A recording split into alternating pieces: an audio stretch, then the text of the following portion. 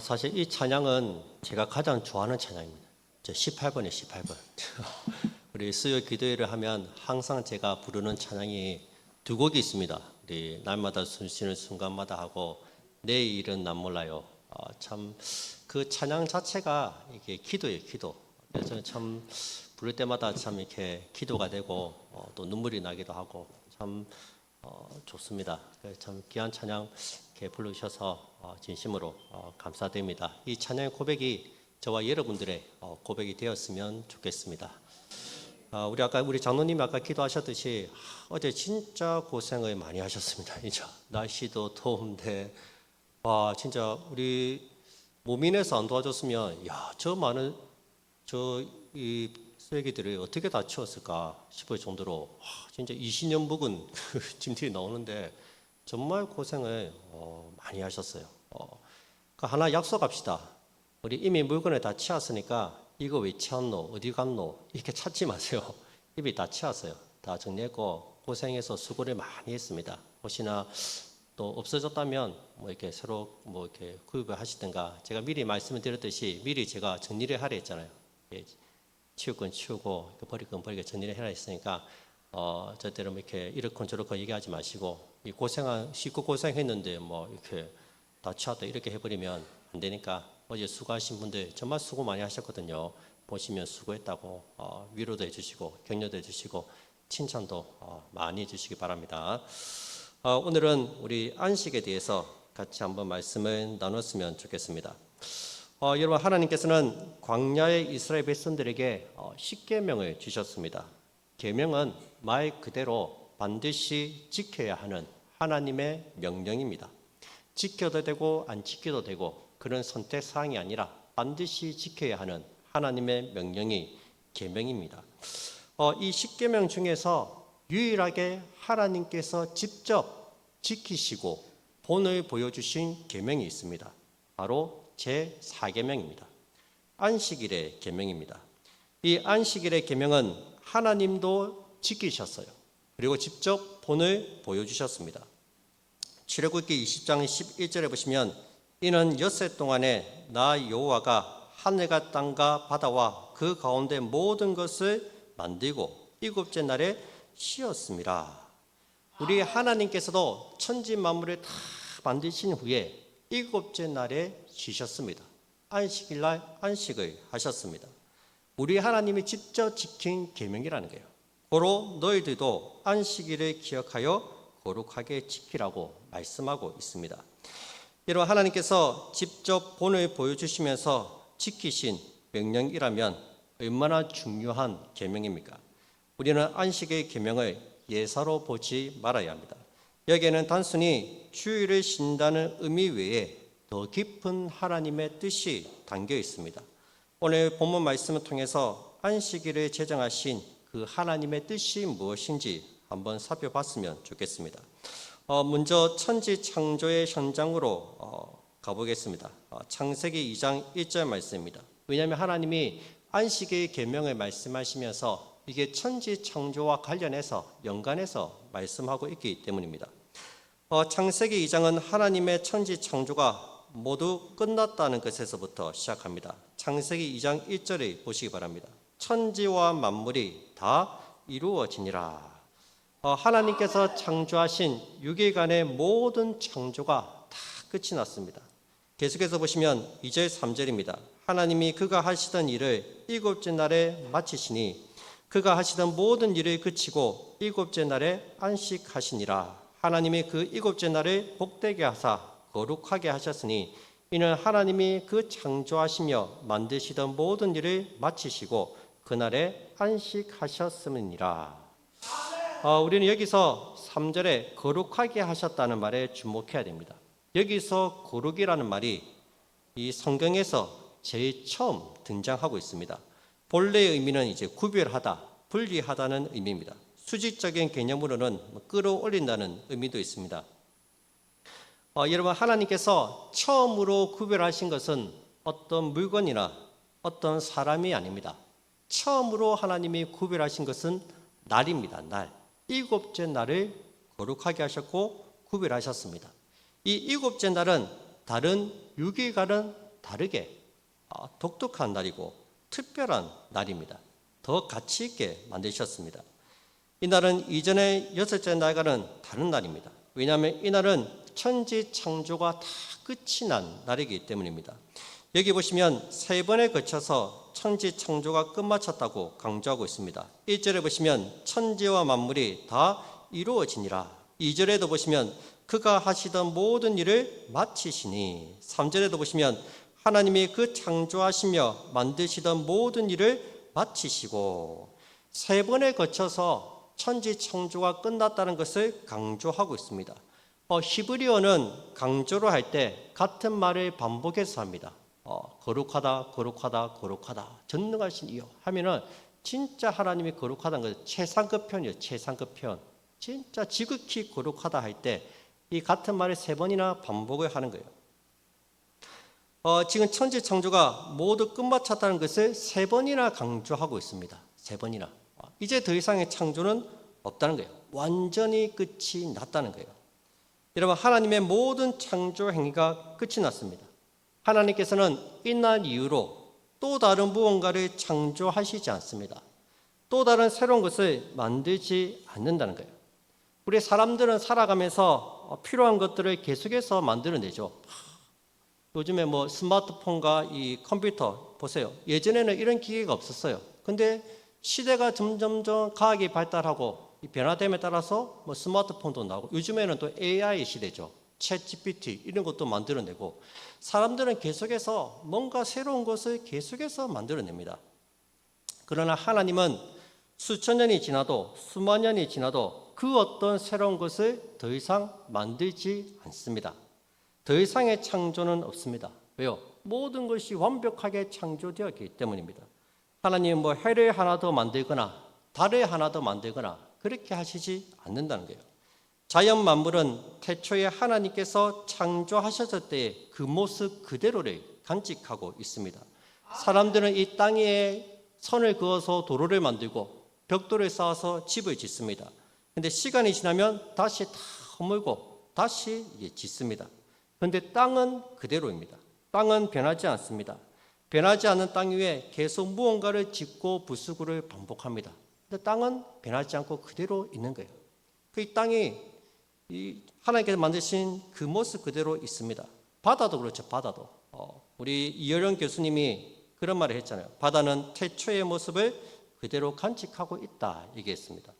왜냐하면 바다 위에는 선을 그어서 도로를 만들 수도 없고 벽돌을 쌓아서 집을 지을 수도 없습니다. 그래서 바다는 태초의 모습 그대로를 간직하고 있다고 말하는 거예요. 여러분, 하나님께서 지으신 천지 만물은 태초에 지어진 모습 그대로를 간직하고 있습니다. 우리가 밟고 있는 이 땅도 하나님께서 처음 만드신 바로 그 땅입니다. 하나님은 더 이상 또 다른 무언가를 창조하시지 않습니다. 그래서 이 날은 아주 특별한 날입니다. 모든 창조 행위가 다 끝이 났기 때문입니다. 여러분, 우리는 주일날 함께 모여서 이 천지 만물을 창조하신 창조주 하나님을 예배해야 됩니다. 이 모든 것들이 다 하나님께서 만드셨구나. 저 태양, 태초에 하나님이 만드신 그 모습 그대로 저기에 떠 있구나. 그 자연 만물을 보면서 천지를 만드신 하나님을 우리가 봐야 됩니다. 얼마나 아름답고 멋지게 만드셨습니까? 반짝반짝 빛나는 밤하늘의 별들을 한번 보세요. 별들의 숫자가 얼마나 많습니까? 아직도 인류는 그 별들의 숫자를 다 헤아리지 못하고 있다고 합니다. 별의 밝기도 다르고 크기도 다 다릅니다. 우리 지구가 포함되어 있는 이 태양계도 우주의 그 수많은 별들 중에 한 별에 불과하다고 합니다. 그만큼 이 우주는 상상할 수 없을 만큼 광대하고 큽니다. 엄청나게 큽니다. 그렇게 별들이 반짝반짝 빛나다가 또 시간이 지나면 또 달이 떠오르고 또 조금 지나면 또 아침이 오고 태양이 떠오르고 매 순간마다 리모델링이 되는 거예요. 매 순간순간마다. 또 땅에서 일어나는 사계절의 변화를 보세요. 추운 겨울 앙상한 나뭇가지를 보면 이게 마치 죽은 것 같아요. 나뭇가지밖에 없어요. 그런데 봄이 되면은 싹이 돋고 잎이 돋고 꽃이 피고 얼마나 아름답습니까? 울긋불긋 아름답게 무리던 단풍들과 눈 덮인 산들은 그야말로 절경입니다. 다 우리 하나님의 작품이에요, 작품. 그래서 시편 기자가 이렇게 고백하죠. 여호와 우리 주여, 주의 이름이 어찌 그리 아름다운지요. 주의 영광이 하늘을 덮었나이다. 그러니까 우리는 자연 만물을 바라보면서 하나님의 솜씨를 발견할 수 있어야 됩니다. 이 모든 것들이 다 우리 하나님이 지으셨구나. 그 하나님께 영광을 돌려야 됩니다. 두 번째로 안식일의 특별한 이유는 하나님께서 이날 쉬셨기 때문입니다. 다시 창세기 2장 2절과 3절에 보시면 하나님께서 안식하셨다고 두 번이나 강조합니다. 2절에 보시면 그가 하시던 모든 일을 그치고 일곱째 날에 안식하시니라. 3절에도 보시면 하나님께서 그 창조하시며 만드시던 모든 일을 마치시고 그날에 안식하셨음이니라. 여러분, 하나님께서는 모든 일을 다 마치신 뒤에 안식하셨습니다. 푹 쉬셨다는 거예요. 쉬셨다고 하니까 하나님도 6일 동안 천지를 창조하신다고 힘이 들어서 쉬셨는갑다. 그렇게 생각할 수 있는데 그런 의미에서 쉬셨다는 게 아니에요. 우리 하나님은 결코 지치지 않는 분이십니다. 이사야 40장 28절에 보시면 너는 알지 못하느냐 듣지 못하였느냐 영원하신 하나님 여호와 땅끝까지 창조하신 이는 피곤하지 않으시며 곤비하지 않으시며 명철이 한이 없으시며. 땅끝까지 창조하신 하나님은 절대로 피곤하지 않습니다. 곤비하지 않습니다. 피곤해서 쉬었다, 그런 의미가 아니라는 거예요. 하나님이 안식하셨다, 즉 쉬셨다는 것은 하나님의 모든 창조가 완벽했다는 것을 말해주는 거예요. 쉽게 말해서 더 이상 할 일이 없어서 쉬셨다는 거예요. 더 이상 할 일이 없어서, 더 이상 손볼 데가 없어서 쉬었다는 거예요. 여러분, 사람들이 만든 것은 시간이 지나면 고쳐야 되고 수리를 해야 됩니다. 자동차도 신형 자동차를 한 대 뽑아도 시간이 지나면, 몇 년이 지나면은 엔진도 갈아야 되고 다 고쳐야 돼요. 우리 교회도 20년이 다 돼가니까 고치고 수리할 때가 얼마나 많습니까? 사람들이 만든 것은 그래요. 완벽하지 않습니다. 시간이 지나면 녹이 쓰게 되어 있고 또 이렇게 못 쓰게 되어 있습니다. 그런데 하나님께서 창조하신 것은 시간이 지나도 변하지 않는다는 거예요. 수리할 필요가 없습니다. 하나님이 태양을 보고 태양빛이 왜 이렇게 약해졌지? 배터리를 하나 갈아 껴야 되겠다. 건전지를 갈아 껴야 되겠다. 그렇게 말씀하시지 않습니다. 달을 보고 달 색깔이 왜 이렇지? 다른 색깔로 바꿔야 되겠다. 그러지 않는다는 거예요. 모든 것이 완벽하게 창조되었기 때문에 더 이상 손볼 데가 없다는 거예요. 6일간의 창조가 완벽했다는 것을 보여주는 거예요. 이제 하나님이 하실 일은 하나죠. 그 모든 만물들을 보시고 보시기에 좋았더라, 심히 좋았더라, 좋았더라 하면서 그 모든 것들을 기뻐하시면 되는 거예요. 여러분, 하나님께서는 천지 만물을 아름답고 완벽하게 만드셨습니다. 우리 한 사람 한 사람도 아주 완벽하게 창조하셨습니다. 더 이상 손볼 데가 없을 정도로 완벽하게 만드셨습니다. 우리 마음 같아서는 좀 하나님이 눈도 좀 크게 만들어 주시고 키도 좀 크게 좀 키워 주시고 턱도 돌려서 좀 깎아 주시고 쌍꺼풀도 만들어 주시고 새롭게 리모델링을 하고 싶지만 하나님이 보시기에는 완벽한 거예요. 더 이상 손볼 데가 없는 거예요. 더 이상. 여러분들, 하나님이 만드신 완벽한 작품들입니다. 예전에 그런 프로가 있었죠. 진품 명품. 예전에 프로가 있었습니다. 그 프로에서 한 감정사에게 사회자가 질문했습니다. 진품을 구별할 때 완벽하게 보이는 것과 허술하게 보이는 것, 이 둘 중에서 어느 것이 진품의 가능성이 높습니까? 물어봤어요. 그랬더니 감별사가 하는 말이 놀랍게도 완벽하게 보이는 것은 가짜의 가능성이 높다고 얘기합니다. 오히려 허술하게 보이는 것이 진품의 가능성이 높다고 얘기했습니다. 우리가 조금 허술하고 부족해 보이지만 여러분들은 다 진품들입니다. 진품들. 하나님께서 여러분들을 명품으로 만들어 가실 것입니다. 여러분, 이 사실을 꼭 기억하시기 바랍니다. 우리 옆에 분들 보면서 한 번 더 인사합시다. 당신은 하나님의 최고의 걸작품입니다. 하나님의 진품들입니다. 진품. 마지막으로 인사합시다. 이쁜 게 죄라면 당신은 살인죄입니다.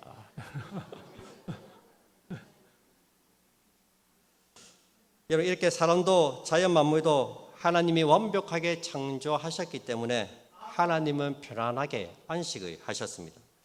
그런데 이 하나님의 안식이 그리 오래 가지는 않습니다. 창세기 3장에 보시면 하나님의 안식이 깨어집니다. 3장 이후에 하나님께서 다시 일하기 시작하십니다. 도대체 무슨 일이 일어났습니까? 그렇죠. 우리가 잘 알듯이 아담과 하와가 하나님 말씀에 불순종해서 선악과를 따먹게 된 것입니다. 그 결과 인류는 타락했고 하나님께 무서운 벌을 받습니다. 흙으로 돌아가야 하고 땀을 흘려야 먹고 사는 인생이 되었습니다. 여자는 해산의 고통을 겪어야 합니다. 하나님께서 만드신 완벽한 세상도 죄로 인해서 부패하기 시작했습니다. 엉겅퀴가 생기고 가시가 돋기 시작했습니다. 성경은 죄로 인해서 인간뿐만 아니라 피조물까지도 탄식하며 고통받는다고 말합니다. 로마서 8장 22절입니다. 피조물이 다 이제까지 함께 탄식하며 함께 고통을 겪고 있는 것을 우리가 아느니라. 죄 때문에 온 우주가 죄의 권세 아래로 들어간 거예요. 인간뿐만 아니라 천지 만물도 함께 탄식하고 함께 고통을 겪는 거예요. 그래서 이 땅에 상하는 것이 있고 해하는 것이 있고 죽음이 있습니다. 인간은 가시와 엉겅퀴가 무성한 세상에서 노동과 출산의 고통을 감당해야 하는 고단한 삶을 살게 된 것입니다. 죄가 비참한 현실을 만들어 내었다는 거예요. 아담이 무슨 죄를 지었죠? 사람을 죽였습니까? 아니죠. 사기를 쳤습니까? 아닙니다. 말씀 하나 먹지 말라. 말씀 한마디 불순종한 것 때문에 온 인류가 타락하게 되었고 부패하게 되었습니다. 여러분, 우리네 인생이 왜 이렇게 피곤하고 힘이 듭니까? 믿지 않는 사람들이 자주 하는 말이 있습니다. 죽지 못해서 산다고. 그런 말을 많이 하죠. 고달픈 인생이지 않습니까? 우리는 평생 동안 헛된 고생만 하고 살아갑니다. 땅이 저주를 받아서 있는 힘껏 땀을 흘려야지 간신히 먹을 것이 생깁니다. 부지런히 밭을 갈고 씨를 뿌리고 물을 주고 가꾸어야 겨우 열매를 맺습니다. 농사가 얼마나 힘듭니까? 골병되지 않습니까? 일평생 힘든 노동과 수고를 감당해야 합니다. 여러분, 부부싸움의 주된 원인이 무엇입니까? 다 삶의 고단함 때문입니다. 경제적인 문제가 가장 큽니다. 먹고 사는 게 힘드니까 서로 싸우는 거예요. 여러분, 이 사람 때문이 아니에요. 이 집에 시집 와서 그런 것도 아닙니다. 그때 직장을 옮기고 이사를 왔기 때문에 그런 것도 아닙니다. 다 죄 때문입니다. 죄가 우리의 인생을 다 망쳐 놓았습니다. 자연 만물이 저주를 받고 부패했습니다. 사람과 사람 사이에도 불화가 생겼습니다. 이제 하나님은 고통 가운데 있는 인류와 만물을 회복시키기 위해서 일하기 시작하십니다. 여러분, 하나님께서 범죄한 인간들을 위해서 제일 처음 하셨던 일이 무엇입니까? 가죽옷을 지어 입히십니다. 창세기 3장 22절에 보시면 여호와 하나님이 아담과 그의 아내를 위하여 가죽옷을 지어 입히시니라.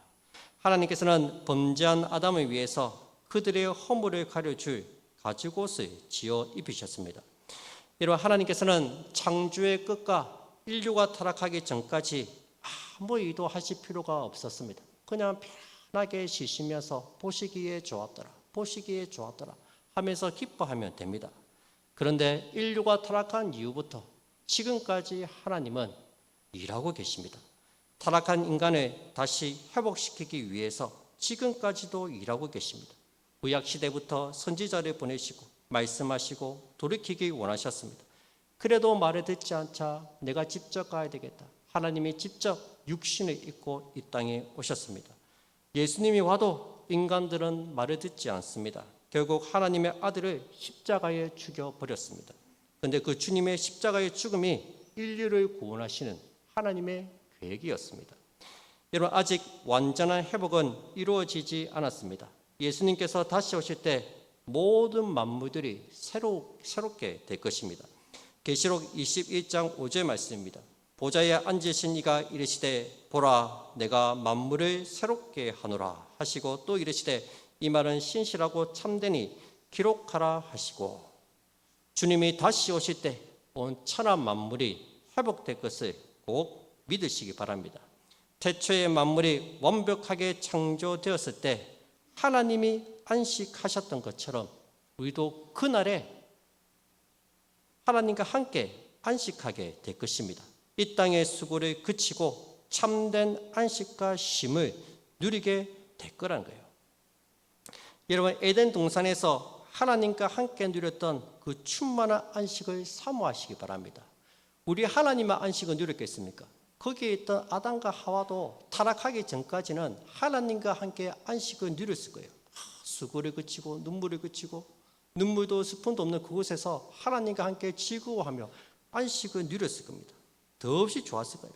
하나님이 보시기에 좋았으니까 사람이 보기에는 얼마나 좋았겠습니까? 그 에덴 동산에서 그 안식, 그 평안함, 그것을 충만하게 누렸을 겁니다. 우리도 그러한 삶을 그리워해야 된다는 거예요. 그래서 히브리서 기자는 우리 성도들에게 말합니다. 안식에 들어가기를 힘쓰라고 권면합니다. 다 같이 우리 한번 찾아봅시다. 우리 히브리서 4장 9절 11절 말씀입니다. 우리 성경책에 있으신 분들은 한번 히브리서 말씀을 찾아보시기 바랍니다. 히브리서 4장 9절에서 11절 말씀입니다. 우리도 이 하나님께서 에덴 동산에서 누렸던 그 안식을 우리도 사모해야 되고 그 안식에 들어가기 위해 힘을 써야 됩니다. 히브리서 4장 9절에서 11절 말씀입니다. 제가 한번 읽어드리겠습니다. 그런즉 안식할 때가 하나님의 백성에게 남아있도다. 이미 그의 안식에 들어간 자는 하나님이 자기의 일을 쉬신과 같이 그도 자기의 일을 쉬느니라. 그러므로 우리가 저 안식에 들어가기를 힘쓸지니 이는 누구든지 저 순종하지 아니하는 본에 빠지지 않게 하려 함이라. 여러분 10절에 보시면 이미 그의 안식에 들어간 자들이 있다고 말합니다. 누구입니까? 이미 이 세상을 먼저 떠난 성도들입니다. 지금 그 성도들은 주님과 함께 저 천국에서 안식을 누리고 있습니다. 하나님이 자기의 일을 쉬신과 같이 그도 자기의 일을 쉬고 있다고 말씀하고 있습니다. 즉 창조 후에 하나님께서 안식하셨던 것처럼 우리 먼저 간 성도들도 저 천국에서 주님과 함께 안식을 누리고 있다는 거예요. 더 이상 수고도 슬픔도 없는 그곳에서 주님과 함께 참된 평안을 누리고 있습니다. 그럼 이 땅에 남아있는 우리는 어떻게 해야 합니까? 다시 11절을 보시기 바랍니다. 그러므로 우리가 저 안식에 들어가기를 힘쓸지니 이는 누구든지 저 순종하지 아니하는 본에 빠지지 않게 하려 함이라. 우리도 저 안식에 들어가기를 힘쓰라고 말씀하고 있습니다. 우리도 하나님의 안식에 들어가기를 힘써야 한다고 명령하고 있는 겁니다. 천국에서도 우리가 안식을 누리겠지만 이 땅에서도 우리가 하나님이 주시는 안식을 누릴 수 있도록 힘을 써야 됩니다. 그런데 이 땅에서 안식을 누리지 못하는 사람이 있습니다. 누구입니까? 11절에 보니까 이는 누구든지 저 순종하지 아니하는 본에 빠지지 않게 하려 함이라. 불순종 때문에 이 땅에서 안식을 누리지 못하는 사람이 있다는 거예요. 누구입니까? 먼저는 아담이죠. 아담. 불순종으로 인해서 아담이 그 안식을 빼앗기지 않습니까? 그리고 구약시대 이스라엘 백성들입니다. 하나님 말씀에 불순종해서 얼마나 많은 백성들이 광야에서 죽었습니까? 그들은 하나님께서 약속하신 젖과 꿀이 흐르는 가나안 땅에 들어가지 못했습니다. 하나님의 안식을 누리지 못한 거예요. 여러분들은 언제 마음이 편하십니까? 그렇죠. 하나님 말씀에 순종할 때 마음이 편합니다. 내 마음대로 하고 내가 하고 싶은 대로 하면 행복할 것 같아도 오히려 마음이 불편합니다.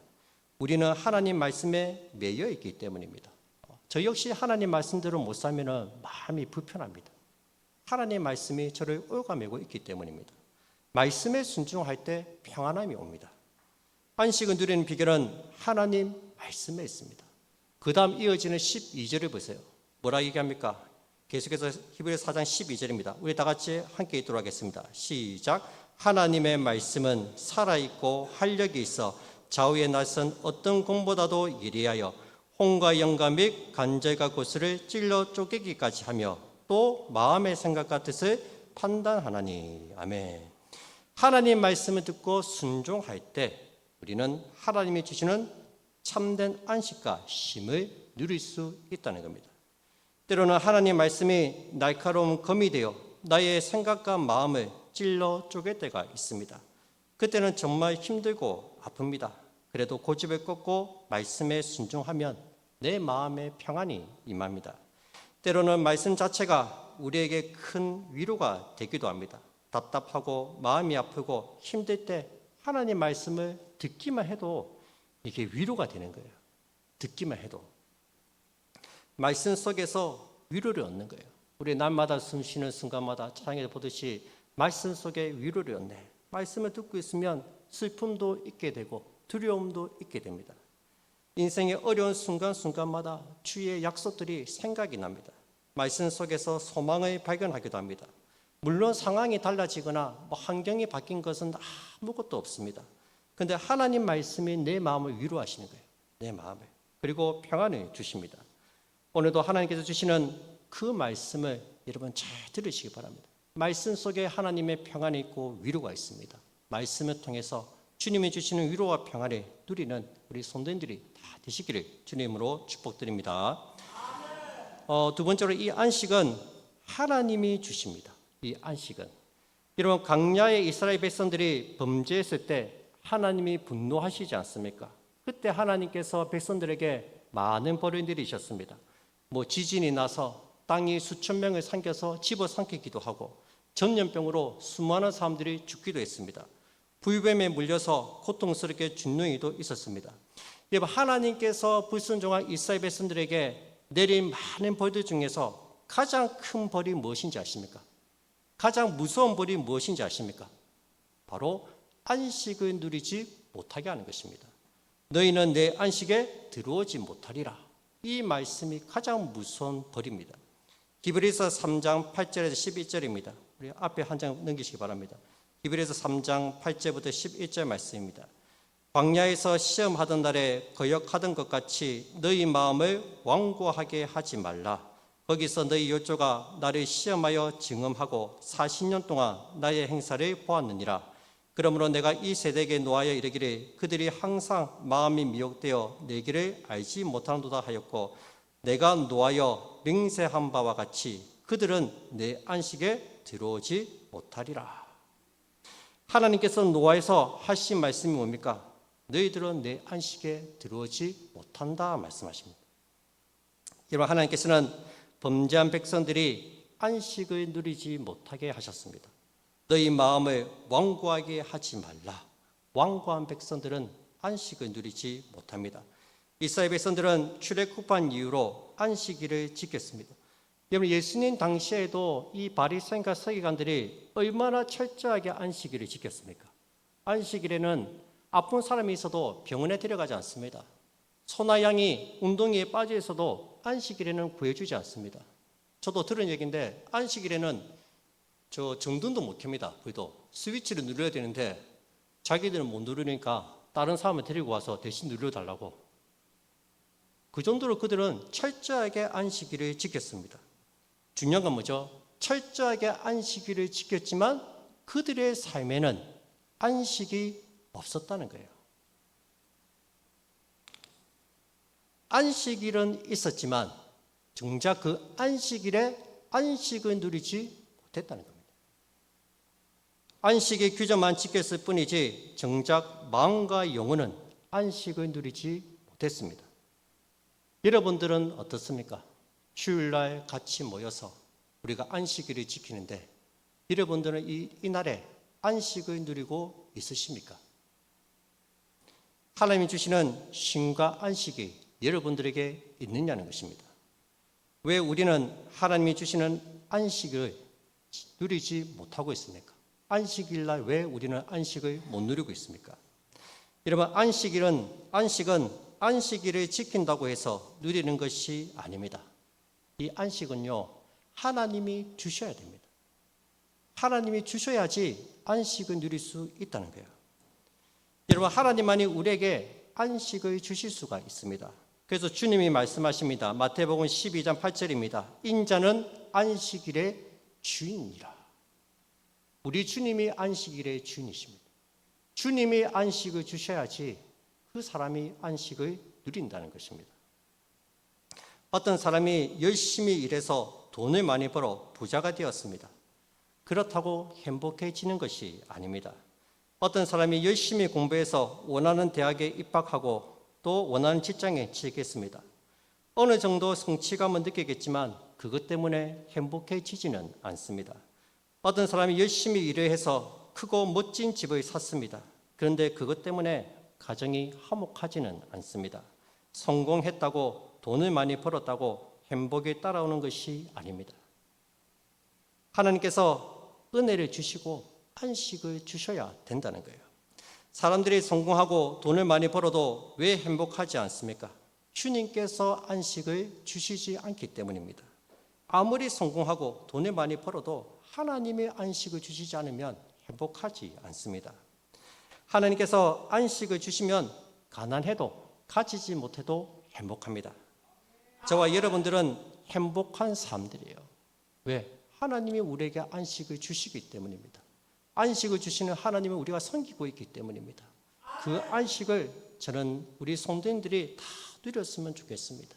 주일날 교회 와서 하나님이 주시는 안식과 쉼을 누렸으면 좋겠습니다. 오늘 우리 가정에, 우리 교회에 하나님의 안식이 필요합니다.